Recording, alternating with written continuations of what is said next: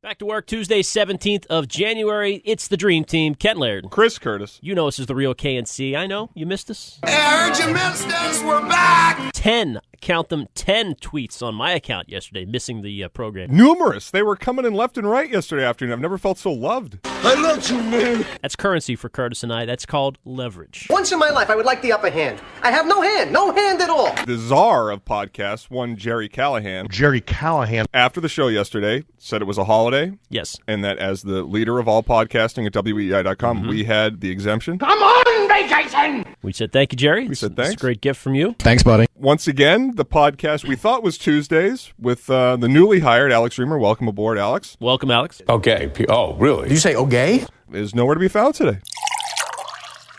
No. We did have some digital drama, though, didn't we not? This was not the focal point of the show today, but about 9:30 we got into this. Our old hostess with the mostest, Lucy Bird. Lucy is a nice girl, but I think she's a little vulnerable. The great Lucy. She launched this here on the Real KNC. She was back and censored. Rob Bradford had to pull the reins back. Guy they're going to trade Rodriguez for. Her misogynistic post yesterday creating quite the stir on the .com. This was Twitter 101. Why Twitter sucks yesterday.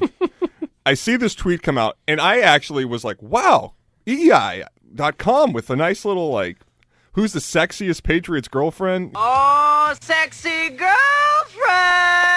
You know, great, concept. Click on it. Clickbait, as Pete Abe would say. You needed clicks, which is John Henry's new MO. It's right up Jerry Thornton's alley. And I'm seeing this June Lee and all these people, these random, holier-than-thou asshats on Twitter being like, why are you objectifying women? Meanwhile, in their other tabs, it's probably Tube Galore and something else. Ripping us for doing something that everybody would be talking about if they were amongst guys hearing about these chicks that were at the Pats game. Does it matter that it's Lucy that's the author, as opposed to, say, if it was Bradford that posted it? Within the post, it was a simple statement of these celebrities were at the Patriots game cheering on their boyfriends or husbands, whatever. And who was the hottest or who was the best looking. It shouldn't matter if it was Rob or me or you or Lucy, but the fact that it was Lucy, I think, makes it even more benign. It's just a question. Who was the best looking? And these are all supermodels. These are not random person who happens to be dating the 30th guy in the roster. Right. Not to mention, at its heart, sports radio is one of the last bastions of guy talk.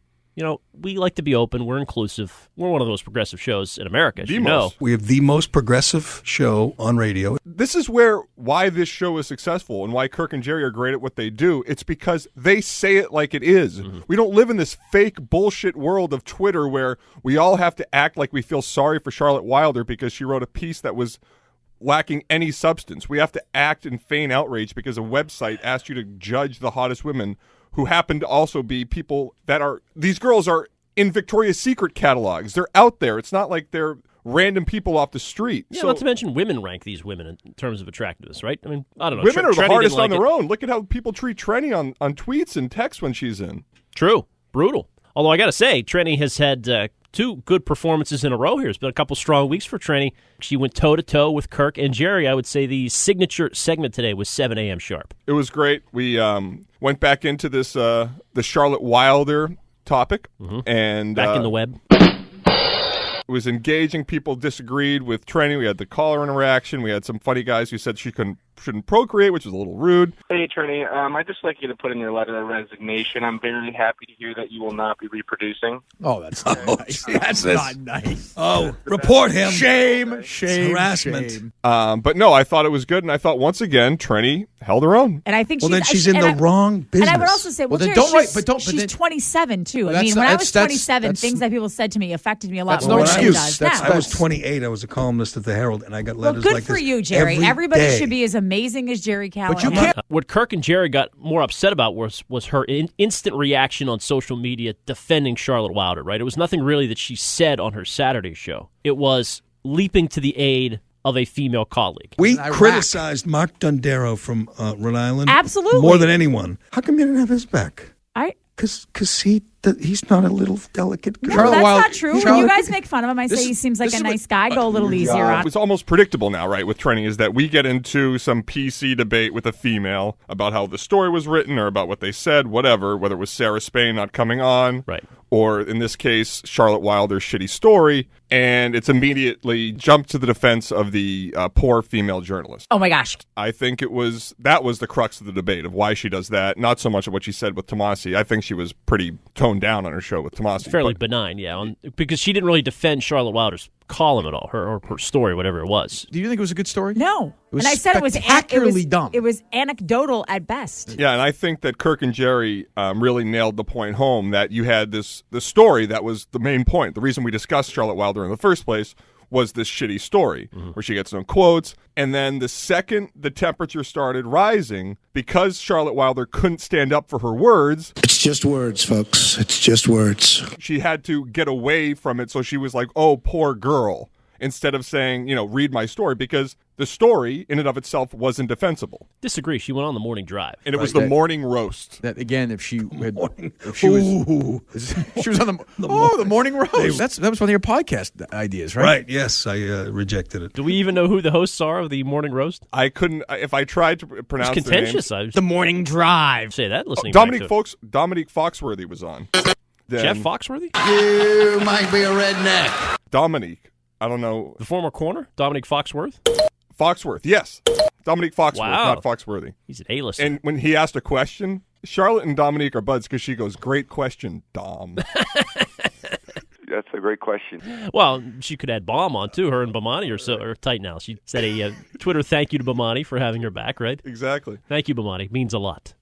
Thanks for calling the right time. People ask, what's it like working with Kirk and Jerry and doing the show? The one thing you can't do is show weakness. Tough times don't last, and tough people do. One thing you can't do is sit there and make them know that what they're doing is getting to you. But as you've said, Trenni's got balls. Right. She and that's why there have been times where we've been concerned about, the guys are going to go after Trenni, whatever. Trenni's always on time and always ready to take it. That's all you can ask. She always leaves right away after the show, which Kirk loves no matter who it is. It's nothing personal with Trenni. He is so thrilled when our casting couch member just bolts right after the show. There's the door. Do what you did last time. Leave. Right. Does not want to see them. It's hilarious. There'll be a couple people that sort of linger around our office. Yeah. And sometimes it's not even the casting couch members. It's just random people from other shows or whatever. I've seen Kirk get up when he hears somebody coming, leave the room to avoid having to sit there for 5 minutes and talk to the person. Kirk okay, so he can avoid the stupid small talk. It's great. Back to the first segment at 7. I think that was the time you were at a mass scramble to get all the tweets printed from last week from the Charlotte Wilder exchange. So you were a busy man. At some point, Kirk screamed in to me, he screened these calls. So there were a couple guys on the line. I got to one of them and put him through, and I forgot that I had screened him, but this guy got on the air and was a bad caller. David, what's the greatest country on earth? Bermuda. Huh? What do you think is the greatest country on earth? Malta. This country. Seems this nice. Country is good. And then I denied it on the air, so I want to apologize to you. Did you take the call, Ken? I did not. Oh, I don't recall speaking with him. He snuck through. Here on the podcast, I think that was my screened call, and I sort of left you in the shrapnel. First of all, much respect. Much respect to them. Not needed. And secondly, this is the main reason at one point I want to host, even if it's 15 minutes on the radio. Because if we get a shitty caller, before I die, I have to say on the radio, one day we will come up with an invention where we can have the ability to prevent someone like that from getting onto the air, perhaps the screening process. At some point, they will figure out some way from when David picks up his cell phone in some unknown town and calls and doesn't go directly to you. There will be somebody in between who could maybe screen the call. One day I want to say that on the radio. That's my life goal. Now, my question to you is, sometimes things can be too well run. It can be too much of a good thing. For instance, if you went to the casino and you won all the time, it wouldn't be fun. It's the thrill of the agony of defeat. Right. Don't you need a bad caller every now and then? Well, I think a really bad caller can be great. Right. And that's what I was thinking when I screened the guy. Yeah. That's why I put him through. Brilliant. That guy in the air made for a little a good anger from the guys. Well, Kirk is so good at toying with callers, and Jerry is too. I mean, he gets angry when people don't get to their point. There's a charm to that. What's the point, David? Don't yell at him. Like, if it's a bad host who's just going to take the call and let the caller go for 2 minutes, yes, you need a good screener. In this case, you don't need a good call screener. The worse calls, the better. The worst is when the guy has no energy and doesn't talk, and then it's just sort of dead air. Those are the worst callers. Those add nothing. But which might have been my guy today. Thinking back on it, he may have been just lifeless and dead. But I got to say, the callers were good in that segment, they were. generally speaking. They had, going after Trenni. You hurt my feelings, and I almost killed myself because I'm white and you called me a racist. But I didn't call you a racist. And Trenni's got a little bit of that reamer. Pisses people off. You and I were talking right before we started recording this. At like 6:03, it's starting to become the reamer effect where the texts are coming in. Get this fucking broad off the radio. Oh, that voice. To Lisa in Cohasset. Hi, Lisa. Good morning, guys. Morning, Lisa. Trenni. Good morning. Okay. So, Trenni, I try so hard to like you when you're on the show. Me too. Every day. And it gets harder and harder. There's a lot of hate for her, which is good. Reamer will be in tomorrow, of course. You got the Moonbat Mile will continue this week. First hour today was a little more nuts and bolts sports, although you and I were surprised. There was a little Isaiah Thomas talk at 7:30. So surprising that you looked at me and said, should we bring them the Celtics read? It's like sitting there. It's got 5 ounces of dust on the top of it. But, well, it was a big hour because we had Isaiah Thomas talk. Yes. And we had William Hung. Whenever you have Isaiah Thomas and William Hung, you can't go wrong. That sounds like William Hung. Oh, it's not as bad as Do you think William that's Hung. really him? Sounds more like not like a Jermaine Jackson type who didn't I'll play didn't William quite Hung. get all the talent. I'm telling you, it's exactly the same. Well, let me hear it again. Oh, you're right, actually. When I'm wrong. I can't tell the difference. That's a good point. We had Trenni making a twerk reference with Antonio Brown and asking Jerry to say twerk again. That was a nice moment of the show. If you twerk to twerk, twerk. One of the more memorable sound bites that will last, I think, from today's show is Trenni admitting on the air that she wants to bang Phil Perry. All apologies to, I know, Phil, you are married and with child, but if I had to pick a person in the Boston media to reproduce with, it would be Phil Perry. We heard from TMZ yesterday after the Brady interview. I was actually somewhat surprised they didn't call back to get the audio of that conversation. But big news, Trenni's not a fan of me. That's fine. You know, I'll have to be looking elsewhere during my single time here. I think it depends who she reproduces I think a with. Trenni Curtis baby would be cute. The least desirable person to reproduce with in Boston media. Well, my interest is sports radio. I listen. No, I wouldn't give it to Curtis. I wouldn't give it to you. I wouldn't give it to you. Oh yeah, so she wants to bang Phil Perry, and I was told today by Kirk that he's a big time listener. Out of nowhere, we've been playing this Dino Roethlisberger drop. Kirk even asked me after the show where it was from. Do you remember what this discussion was? At some point, Dino was rattling off a list of 5 quarterbacks, and he named Roethlisberger twice. 5-star quarterbacks. Got Breeze, Roethlisberger. Yep. Romo. Yep. Who am I forgetting? Oh, Roethlisberger. The only thing I can think of is in 2014, the year they won the Super Bowl last, the Patriots had this gauntlet of like 7 great teams. Oh, yeah, the gauntlet. And he said they were going to go 0-6, and they went 6-0. Right. And when he was doing that, I think he was naming off the quarterbacks like Aaron Rodgers, Drew Brees, whoever that they were going to face during that 6-week stretch. Right. Other than that, today we replayed Tom Brady for the 8th time, which Tom Brady will join us at 9:30, and the quarterback of the Patriots, Tom Brady, will join us at 9:45. All right. was an internal debate going back to yesterday. Should we, shouldn't we? We ended up doing so. It's a bit of audio clickbait, I suppose. For Monday was a holiday for many, so if you're in your car and you didn't happen to hear it, I bet you there is a silent majority that enjoyed hearing the highlights of Tom Brady, but there was a vocal, maybe minority, who was upset that we replayed it for a third time. The P1s hate it because they want fresh content from Jerry and Kirk, so the P1s are going to be here no matter what, so they don't want to hear a replayed interview, but sadly we have to serve the masses at times, and I don't think everybody heard it yesterday. I was playing a lot of tunes today, but not just William Hung. We had, Elton John in a story, and eventually we got around to Jerry riding motorcycles again, and the Vespas. Vespa. What would he say? Didn't you say Vesper? What's a Boston thing? That's a Boston thing. Oh, Vespa is a golf course. Vespa is a scooter. I dared to play Born to be Wild, and God, Kirk shot me a dart. It's not a... what was the term we used? Massive motorcycle gang. Hit on the nose? Yeah, it's hitting some on the nose there, Ken. Whatever. Again. I'm sorry, just a quick digression. You got to go deep into the catalog for Minahan. Quick aside, I still can't fucking hear him on Talkback. We're only a month into the new studios, so I only hear bits and pieces of what he says back to us, which is very helpful with somebody as understanding as Kirk. No, you can't even hear what he's saying to you, what he wants yesterday. Even worse, when he talks back, everything shuts out in my headset.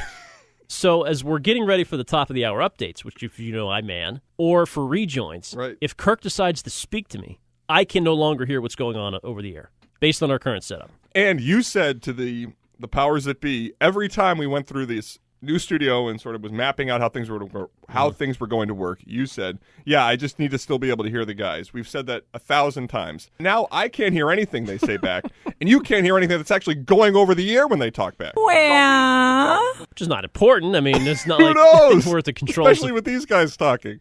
So if you hear awkward, like the trending bed is just playing extra long and nobody's saying anything, it's probably because Kirk's speaking to me and I'm unable to speak myself. This show is you the and most... I deal with more shit than we can explain. This show is the most listened to morning show in America, and we can't communicate with our hosts who are 4 feet away in brand new studios. It's only been a month. I mean, give it time. I want to throw this in as well. We got another low-hanging fruit reference today by Trenni. So we're building quite the catalog on low-hanging fruit. Low-hanging fruit. Morning. I think we're onto something here. We've got, what is Tomasi's line for pump the brakes? Can we ease off the accelerator just a little bit? This goes with Jerry's fascinating rant yesterday. It's fascinating. It'll be fascinating to watch.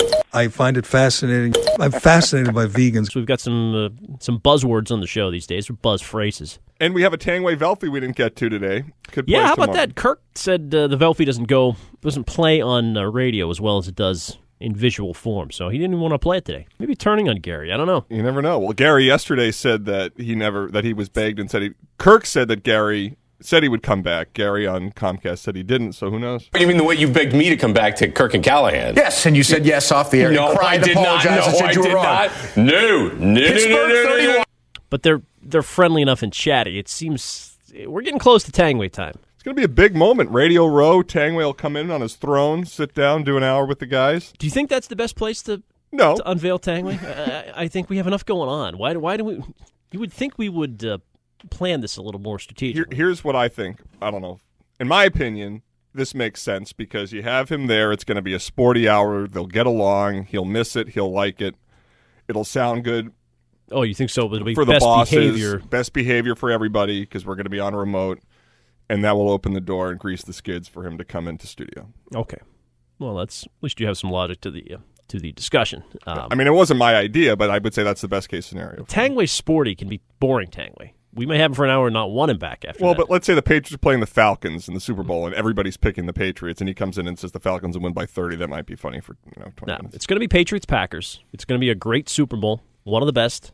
The Packers will win. Ooh! Possibly agonizing fashion. Oh, quick aside, if we're going to get sporty. Yep. Guys, stick to sports. You've got a pretty hot, simmering Bruins take. Yes. That I heard at around 4:30 this morning. Well, I might say Chris Curtis, the guy who supposedly doesn't know whether a puck is puffed or stuffed. And Chris Curtis, who doesn't know if a puck is puffed or stuffed. Corrected me on it. Thank you, Dale. I have been saying on Saturday/Sunday skate, the next Bruins 3-game losing streak, Claude, is out. You're fired. It's going to happen. Now, they had a terrible loss Monday. Horrible. They probably will lose to Detroit on the road tomorrow night.